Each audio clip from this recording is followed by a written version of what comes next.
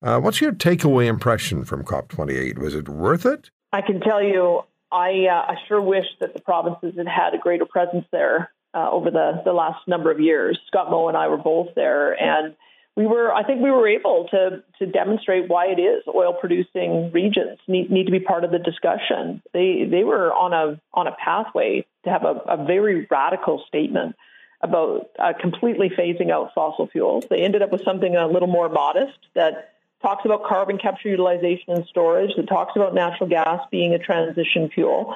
And I think that's where we need to be. We need to be encouraging the development of countries that don't have electricity or energy use at all.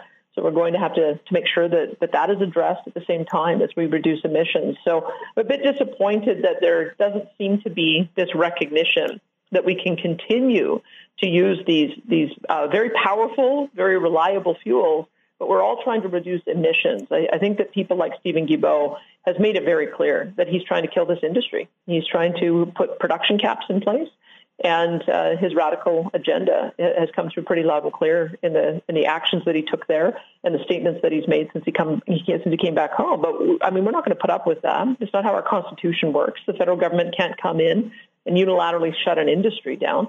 And I hope that we can get the rest of the country on board with this, because I have to tell you, Ontario's next. They're testing the waters to see if they can easily get away with shutting down oil and gas production. But on Tuesday, they're going to announce that they're shutting down the traditional manufacture of automobiles in our country on the hopes that everybody by 2035 is going to want to drive an electric car. And I'm waiting for the outcry from Ontarians. I'm waiting for the outcry from the unions there. I've already heard the Manufacturers Association say it's completely implausible, can't be achieved.